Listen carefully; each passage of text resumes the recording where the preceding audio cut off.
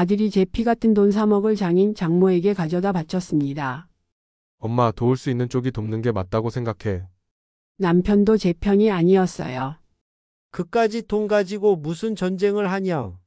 아들도 남편도 다 며느리 편이고 오히려 저를 몰아세웠습니다. 제 편은 어디에도 없고 이제 저는 혼자입니다. 매일 밤 12시 세월의 창가에 앉아 조용히 꺼내보는 마음속 이야기들 좋아요와 구독, 알림 설정으로 그 조용한 위로에 함께해주세요. 안녕하세요. 저는 올해 57세 된 평범한 주부입니다. 저에게는 외동아들이 하나 있어요. 정말 금지옥엽으로 키웠죠. 개구진 녀석이어서 키울 때 고생도 많이 했지만 그래도 아들 하나만큼은 반듯하게 키웠다고 자부했습니다. 대학도 서울 좋은데 보내고 직장도 나름 괜찮은 회사에 다니게 됐고요. 그러던 어느 날 아들이 여자친구를 데려왔어요. 처음 봤을 때 솔직히 좀 실망스러웠어요. 집안 형편이 좀 어려워 보이더라고요. 옷차림도 수수하고 가방이며 신발이며 다 낡은 거 신고 왔고요. 그런데 인사는 정말 정중하게 하더라고요.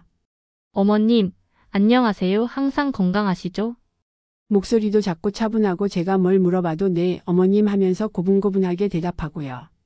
아들이 화장실 간 사이에 슬쩍 물어봤더니 아버지는 공장에서 일하시고 어머니는 식당에서 서빙 일을 하신다고 하더라고요. 집도 전세라고 하고요. 솔직히 마음에 드는 며느리감은 아니었어요. 아들이 워낙 잘생기고 능력도 있으니까 더 좋은 집안 딸을 만날 수도 있을 텐데 싶었거든요. 하지만 아들이 그 애를 정말 좋아하는 게 눈에 보이더라고요. 엄마, 나 진짜 이 사람이랑 결혼하고 싶어. 이렇게 착한 사람 처음 만났어. 아들이 그렇게 간절하게 말하는 모습을 보니까 마음이 약해지더라고요. 그리고 생각해보니까 집안이 어려운 게 그 애 잘못은 아니잖아요. 오히려 그런 환경에서도 예의 바르고 착하게 자랐으니 더 대견할 수도 있고요. 결국 결혼을 허락했어요. 예식 비용도 제가 다 댔고요. 신혼집도 제가 마련해줬어요. 그때 제 적금을 거의 다 털었거든요. 하지만 아들이 행복해하니까 아깝지 않았어요. 결혼 초반에는 정말 좋은 며느리였어요. 명절 때도 일찍 와서 음식 준비 도와주고 제가 아플 때는 약국에서 약도 사다 주고요. 생일 때마다 선물도 챙겨주고 말이에요. 아들도 결혼 후에 더 밝아진 것 같았고요. 그런데 결혼한 지 6개월 정도 지나니까 아들이 돈을 달라고 하기 시작하더라고요.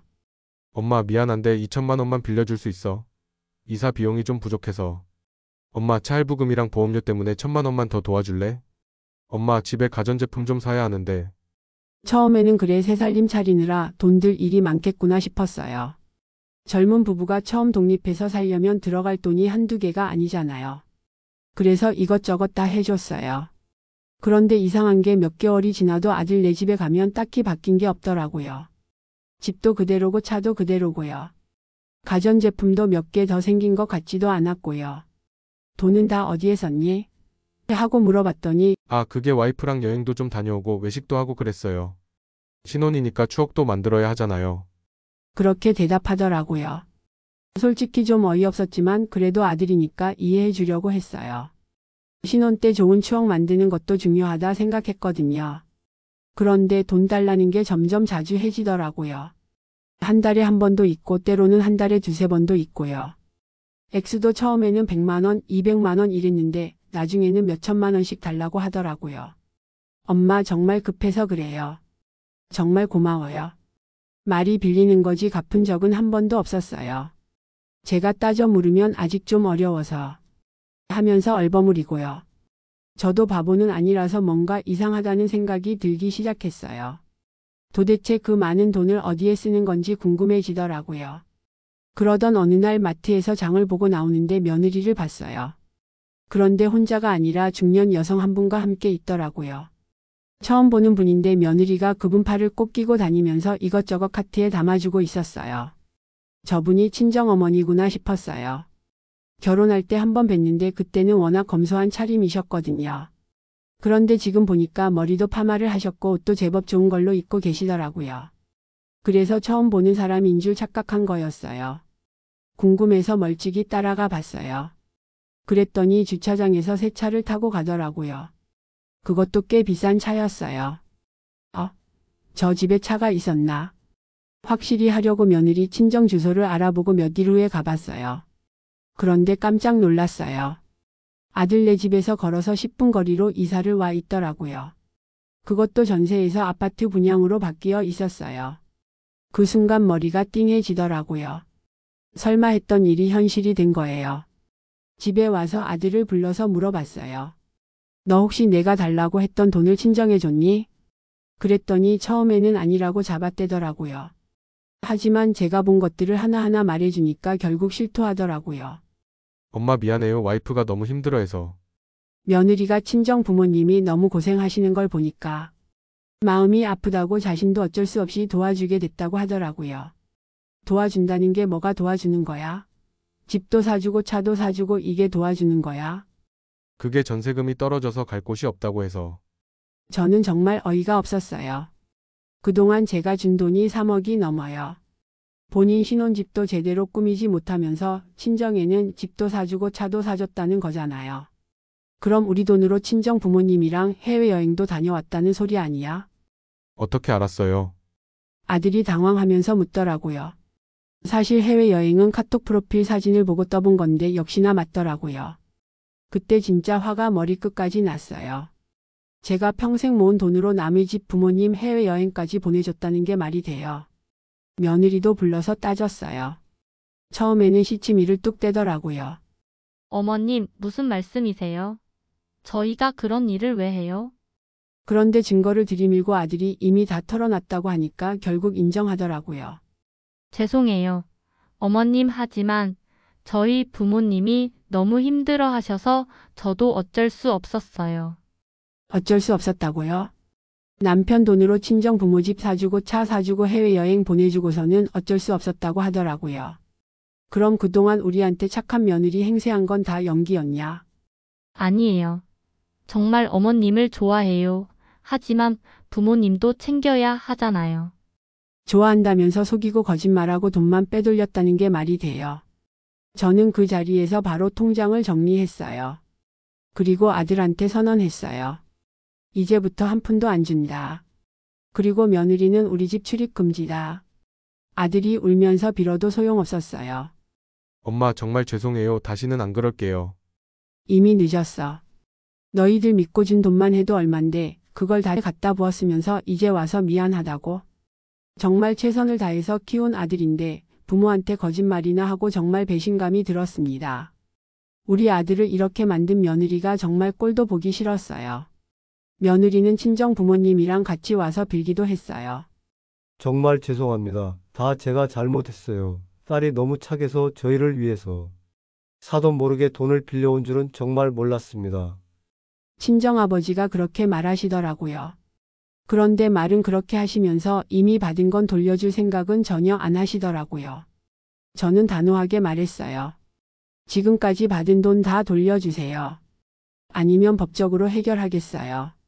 그랬더니 갑자기 태도가 바뀌더라고요. 그런 식으로 나오시면 저희도 할 말이 있습니다. 저희 딸이 얼마나 시집살이 고생했는데. 시집살이 고생이요? 제가 언제 며느리한테 힘들게 했어요.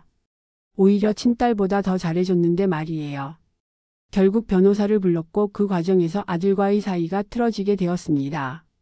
제가 며느리 친정집을 고소하려고 하니 그 돈을 빌려다 쓴 건 본인이니 본인을 고소하라고 하더군요. 나 참 이게 말이 됩니까? 자기 친엄마는 내버려 두고 며느리랑 그 집 식구들만 챙기다니요. 저는 마음이 약해서 차마 아들까지 고소하지는 못하고 그저 참고 넘어가기로 했습니다. 아들과 며느리는 그 이후 저에게 일절 연락이 없고 남편이랑만 간간히 연락을 하는 것 같아요. 남편도 그거 몇 푼이라고 며느리네 가족까지 들들 볶았냐고 저를 나쁜 사람 만드는데 정말 억울해서 어디 얘기할 곳도 없고 미칠 뻔했습니다. 제가 잘못한 게 도대체 뭔가요? 그 일이 있고 나서 저는 며칠 동안 밥도 제대로 못 먹었어요. 억울하고 서럽고 내가 뭘 그렇게 잘못했나 싶어서. 거울을 보면 내 얼굴이 내가 아닌 것 같았죠. 매일매일 자책했어요. 왜 그때 좀 더 단호하지 못했을까? 왜 그렇게까지 퍼줬을까? 왜 내 아들이 내가 키운 아들이 이런 짓을 했을까? 그날 이후 아들과 며느리는 정말 연락이 끊겼어요. 톡도 일십 전화도 무응답. 며느리는 차단까지 해놨더라고요. 그렇게 제가 준 3억은 증발한 셈이죠. 남편이 중간에서 뭐라 했냐고요. 지 자식 망신시키지 말고 그냥 덮어. 그까지 돈 가지고 무슨 전쟁을 하냐. 아들 겨우 하나 있는데 당신 때문에 이게 뭐야. 그런 소리만 했어요. 결국 저보고 나쁜 사람 만든 것도 남편이었죠. 가족이란 이름 아래에서 제가 아무 말도 못하고 참고 살아야 하는 게 너무너무 억울했어요. 그러다 어느 날이었어요. 동네 마트 앞 벤치에서 멍하니 앉아 있었는데 옆자리에 나이 비슷한 아주머니가 앉더니 말을 거시더라고요. 많이 속상한 일 있었나 봐요. 얼굴이 그냥 말해주네요. 그 한마디에 그만 눈물이 왈칵 쏟아졌어요. 처음 보는 분인데 그냥 참았던 게 한 번에 터져 나왔죠. 그 아주머니도 비슷한 일을 겪었다고 하더라고요. 며느리한테 속고 아들한테 배신당하고 한때는 우울증 약도 드셨대요. 그날 그렇게 처음으로 제 얘기를 누군가에게 다 털어놓았어요. 말하면서 오히려 마음이 좀 편해지더라고요. 그 아주머니가 마지막에 이런 말을 해주셨어요. 어머니, 돈은 잃을 수 있어도 자존심은 지켜야 돼요. 당신은 잘못한 게 하나도 없어요. 너무 잘해주셨을 뿐이에요. 그날 이후로 저는 마음을 조금씩 다잡기 시작했어요. 동네 주민센터 문화센터에서 캘리그라피 수업도 등록하고 혼자 카페에서 책 읽는 시간도 즐기게 되었고요. 그동안 잊고 살았던 나를 돌보기 시작한 거죠. 그리고 한 달쯤 지났을까요? 아들이 조용히 연락을 해왔어요. 엄마 거짓말로 돈 빌려서 마음대로 쓴 거 정말 미안해요. 하지만 이제 나도 내 가정 꾸렸고 이 가정에 충실하고 싶어요. 그 말 듣고도 솔직히 아무 감정이 없었어요. 그냥 참담하고 허탈했어요. 그래, 엄마는 이제 엄마 인생 살 거야. 이제 저는 더 이상 누구의 엄마로만 살지 않기로 했어요. 누구의 시어머니, 누구의 아내라는 이름이 아니라, 누구의 아내가 아니라 그저 나 자신으로 살기로 했습니다. 비록 늦은 시작이지만 이제는 제 인생을 다시 써보려고요. 혹시 비슷한 일을 겪으셨거나 떠오르는 생각이 있으시다면 댓글로 남겨주세요. 여러분의 경험이나 의견을 함께 나누면 더 큰 위로가 될 수 있습니다. 구독과 좋아요는 사연자에게 큰 힘이 됩니다. 감사합니다.